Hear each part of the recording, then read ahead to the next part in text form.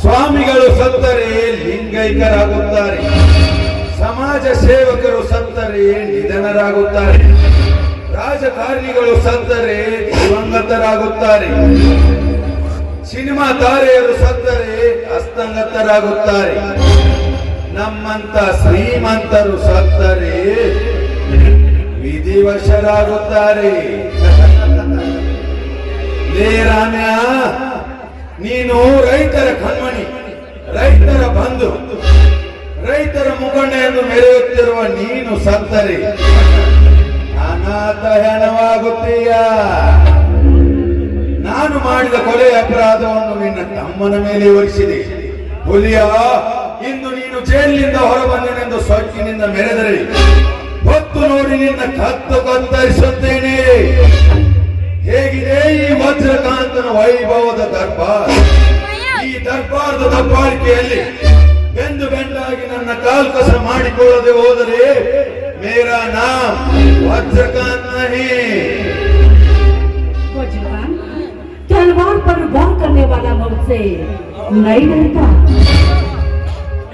मोनिका, दिल दिया तो दिलदार, दिल नहीं दिया तो खतरनाक विलन वज्रकांत अर्थात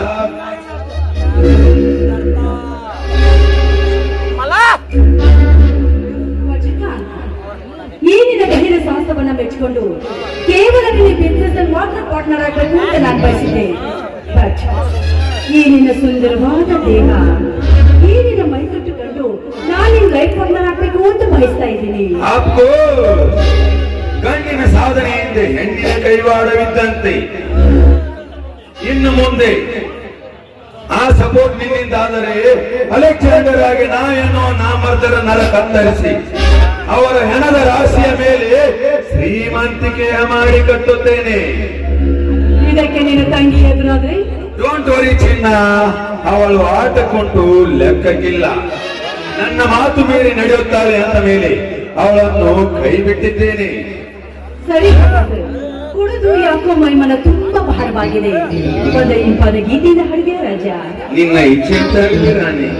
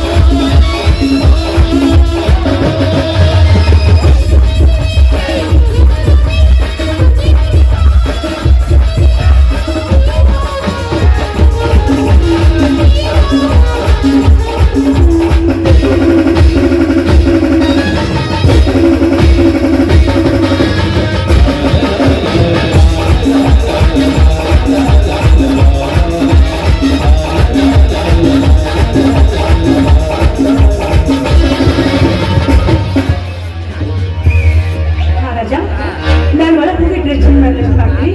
ಆದಷ್ಟು ಬೇಗನೆ ಬಂದ್ಬಿಡು.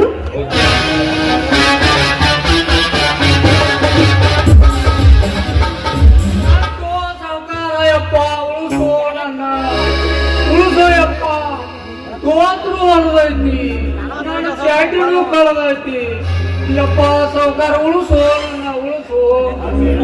ಯಾಕೆ ಏನಾಗಿದೆ ಅವಿವೇಕಿ? ತಾಳ್ಮೆಯಿಂದ ಹೇಳು, ಇಲ್ಲವಾದರೆ ಹಲ್ಲು ಮುರಿಯುವ ಹಾಗೆ ಒಡೆಯುತ್ತೇನೆ. ಯಪ್ಪ ಹೊಲಕ ನನ್ನ ಮಗನ, ನಾಲಾಯಕ ನನ್ನ ಮಗನ, ಸುಳ್ಳು ನನ್ನ ಮಗನ. ಯಾರ್ಲಿ? ಮತ್ಯಾರಿ ಆ ರಾಮ್ಯಾರಿ ರಾಮ್ಯ ಇವನ ಹಾಕಿ ನಾ ಹಿಂಗ ಪ್ಯಾಟ್ಯಾಗ ಹೋಗಿನ್ರಿ. ಹೊರಗುಡು ಚೌಡಿ ಮುಂದೆ ಕಾಣಿದ್ರಿಯಪ್ಪ. ನಿಮ್ಮ ವಜ್ರ ಎಲ್ಲಿದಾನು ಅಂತ ಕೇಳಿದ. ನನಗೂ ಗೊತ್ತಿಲ್ಲ ಅಂತ ಹೇಳಿ ಹೇಳುದ ಅರ್ಥ ತರಾರಿ. ಬಾಯಾಗಿನ ಮಾತು ಬಾಯಾಗ ಇತ್ತು. ಅವನವನು ಎಲ್ಲಿಂದ ಬಂದೋ ಏನೋ ಎರಡು ಕಪಾಳ ಇಳಿಸಿಬಿಟ್ರಿ. ಇವನವನು ಬಡಿ ಬಡ್ತಕ್ಕ ಎದ್ದು ಬಿದ್ದು ನಾಯಿ ಓಡಿ ಬಂದಾನ್ರಿ. ಅವ್ ಬಡಿ ಬಡ್ತಕ್ಕ ಎರಡು ನನ್ನ ದೌಡಿ ಹಲ್ಲ ಮುರಿದವ್ರಿ. ಹಾಕಿ ಕೊಟ್ಕೋರಿಯಪ್ಪ. ಓಹೋ, ನಿನ್ನ ಮೇಲೆ ಕೈ ಮಾಡುವ ಮಟ್ಟಕ್ಕೆ ಬಂದ ಮಗ. ಎಲ್ಲಿಯ ಹರಾಮ್ ಕೋಡ್?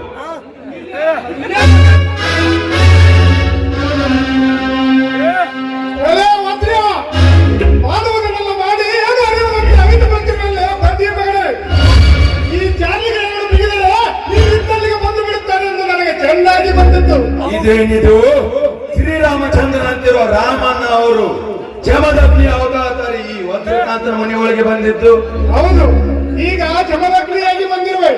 ಮುಂದೆ ಬರಲಿದ್ದಾಗ ಪಾಶುಪತಾಸ್ತ್ರ ಹಿಡಿದು ಕೊಂಡರ ಗಂಡ ವೀರ ಪರಶುರಾಮ ನನ್ನ ತಮ್ಮ ಹುಲಿಯ. ಲೇ, ಆ ಪುಣ್ಯ ಹೆಸರು ಎತ್ಬೇಡ ಈ ಅರಮನೆಯಲ್ಲಿ. ಯಾಕೆ ಏನಾಗಿದೆ ನಿನಗೆ? ಹುಚ್ಚರಾಗಿ ವರ್ತಿಸುತ್ತಿರುವೆ.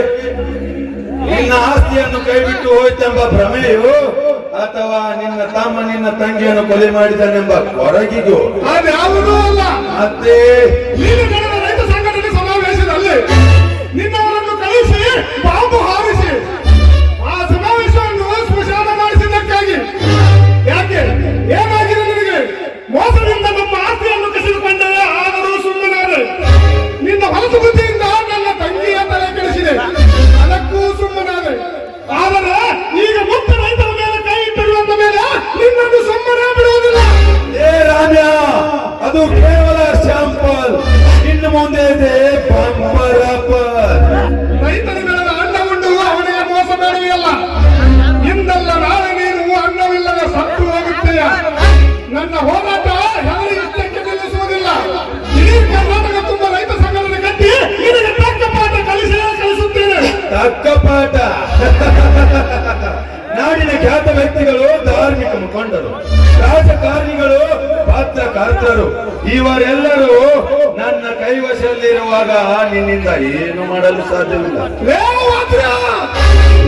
ಕಿತ್ತೂರಿನ ಹುಲಿ ಈ 6 ಕೋಟಿ ಕನ್ನಡಿಗರಿಗೆ ಕಂದ. ನನ್ನ ತಮ್ಮ ಹುಲಿಯ ಮಾತನ್ನು ಸಾಕು ಅರಗ ಹತ್ತಿರ ನಿನ್ನ ಅಂತಸ್ತು ಕೆಲಸವನ್ನು ಹಾಕಲು. ಅವನಿಗೆ ನನ್ನ ಎದುರುಗಡೆ ನಿಲ್ಲುವುದಕ್ಕಿಂತ ಮುಂಚೆ ಎದೆ ಗುಂಡಿಗೆ ಗಟ್ಟಿ ಇದೆಯಾ ಎಂದು ಮುಟ್ಟಿ ನೋಡ್ಕೊ ಎಂದಳು. ಲೇ ರಾಮ್ಯ, ನಿನ್ನ ತಂಗಿ ಹೇಗೆ ಸತ್ತನೆಂದು ವಿಚಾರಿಸುತ್ತಿರುವೆಯಲ್ಲ, ಅವಳನ್ನು ನಾನೇ ಕೊಂದಿದ್ದು. ಅವಳ ಕೈಯಲ್ಲಿ ಇದ್ದ ಮಗು, ಅದನ್ನು ನಾನೇ ಕೊಂದಿದ್ದು. ನಾನು ಮಾಡಿದ ಕೊಲೆ ಅಪರಾಧವನ್ನು ನಿನ್ನ ತಮ್ಮನ ಮೇಲೆ ಹೊರಿಸಿ ನನ್ನ ದಾರಿ ಸುಗಮ ಮಾಡಿಕೊಂಡೆ.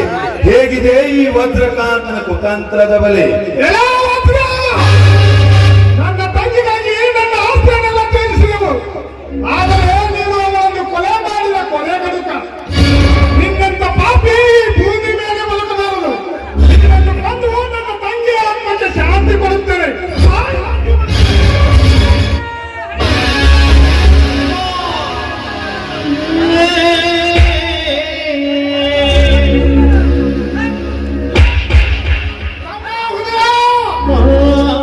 ಗುಡ್ ಬೆಂಕಿ, ವೆರಿ ಗುಡ್.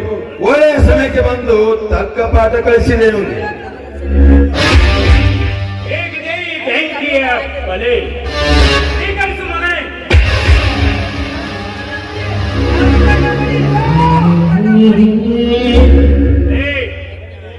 ರೈತ ಸಂಘದ ಅಧ್ಯಕ್ಷನಾದ ರಾಮಣ್ಣ ಸೊತ್ತೂರಿನ ಶ್ರೀಮಂತ ಈ ವಾಡಿದ ವಜ್ರಗಳನ್ನು ಕೊಡೆ ಮಾಡಿಕೊಂಡಿರಲಿ ಮಗಳೇ. ನಾನು ಹೊಡೆಯುವ ಒಂದೊಂದು ಏಟಿಗೆ ನಿನ್ನ ರಂಧ್ರದಿಂದ ನವರಂಧ್ರದಿಂದ ಗಾಯ ಹೊರಗೆ ಬರಬೇಕು. ಹಾಗೆ ಹೊಡೆಯುತ್ತೇನೆ ಮಗಳೇ.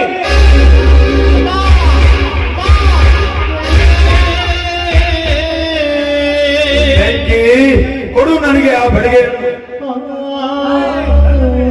ನನ್ನ ಮೇಲೆ ಕೈ ಮಾಡಿದ ಇವನ ಕೈ ಕಾಲು ಇರಬಾರದು. ಹಾಗೆ ಹೊಡೆಯುತ್ತೇನೆ.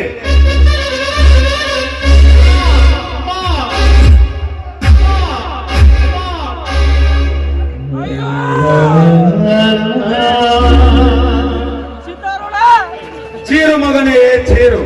ಬೆಂಕಿ, ಕೈ ಕಾಲು ಮುರಿದುಕೊಂಡ ಈ ದರಿದ್ರದವನನ್ನು ಬಾಂಬೆಯಲ್ಲಿ ಭಿಕ್ಷೆ ಬಿಡಲು ಹಚ್ಚು. ಅಲ್ಲಿ ಅಮ್ಮ ತಾಯಿ ಎಂದು ಭಿಕ್ಷೆ ಬಿಡಲಿ. ವ್ಯಾಸರಾಜಕಾಲ್ ಇವನನ್ನು ಇಲ್ಲಿಯೇ ಬಿಟ್ಟರೆ ರೈತ ಸಂಘ ಆ ಸಂಘ ಎಂದು ನಮಗೆ ಮುಳ್ಳಾಗಿ ಬಿಡುತ್ತಾನೆ. ಇವನನ್ನು ಕರೆದುಕೊಂಡು ಹೋಗಿ ಆ ಬಾಂಬೆಯಲ್ಲಿ ಭಿಕ್ಷಾಚರಣೆ ಮಾಡುವುದೇ ಲೇಸು. ಲೇಚಾರ್ಲಿ ಲೇಚಾರ್ಲಿ.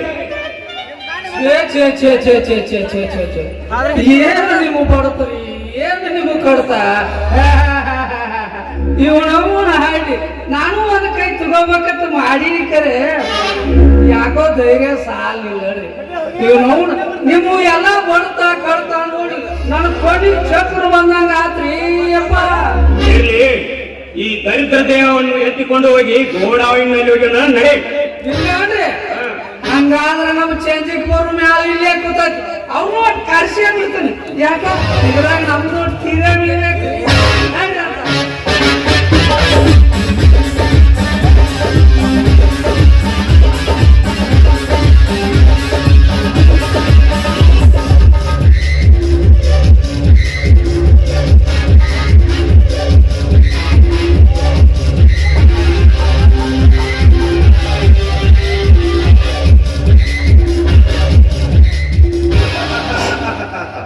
ಹಣವಿಲ್ಲದ ಪುರುಷನನ್ನು ವೇಷ ತೊರೆಯುತ್ತಾಳೆ. ಸೋತ ರಾಜನನ್ನು ಪ್ರಜೆಗಳು ತೊರೆಯುತ್ತಾರೆ. ಹಣ್ಣು ಬಿಡದ ಮರವನ್ನು ಪಕ್ಷಿಗಳು ತೊರೆಯುತ್ತವೆ. ಲೇ ರಾಮ್ಯ, ನಿನ್ನ ಮತ್ತು ನಿನ್ನ ತಮ್ಮನನ್ನು ಈ ಹುಚ್ಚು ಜನರಿಂದಲೇ ತೊರೆಯುವ ಹಾಗೆ ಮಾಡದಿದ್ದರೆ ಸೊತ್ತೂರ್ನ ಸೀಮೆ ಒಡೆಯ ವಜ್ರಕಾಂತನೇ ಅಲ್ಲ. ಎಲ್ಲೂ ಪಲ್ಲವಿ, ಇಲ್ಲಿಯವರೆಗೆ ಎಲ್ಲಿ ಹೋಗಿದ್ದೆ? ನೋಡಿದ್ರೆ ಅರ್ಥವಾಗ್ಬೇಕಲ್ವಾ ನಾನು ಎಲ್ಲಿಗೆ ಹೋಗಿದ್ದೆ ಅಂತ. ಪಲ್ಲವಿ, ನನ್ನ ಹೆಸರು ಕೇಳಿದರೆ ಗಡಗಡ ಅಂತ ನಡುಗುತ್ತಾರೆ ಈ ಪುಣ್ಯ ಜನರು. ಹೀಗಿರುವಾಗ ನಿನ್ನಿಂದ ನನ್ನ ಮಾನ ಮರ್ಯಾದೆ ಹಾಳಾಗುತ್ತಿದೆಯಮ್ಮ. ಅಲ್ಲ, ನೀನು ತಪ್ಪು ತಿಳಿದುಕೊಂಡಿದ್ಯಾ. ಈ ಜನರು ಹೆದರುವುದು ಕಾದ ಮೃಗಕ್ಕೆ ಹೊತ್ತು ಮನುಷ್ಯರಿಗಲ್ಲ. ಅಂದಾಗ ನೀನು ಕಾದ ಮೃಗಕ್ಕಿಂತ ಕೆಟ್ಟದಾಗಿದ್ದೀಯಾ ನೀನು.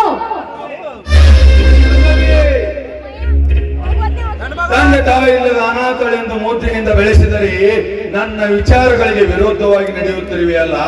ನಿನಗೊಂದು ಗತಿ ಕಾಣಿಸುತ್ತೇನೆ.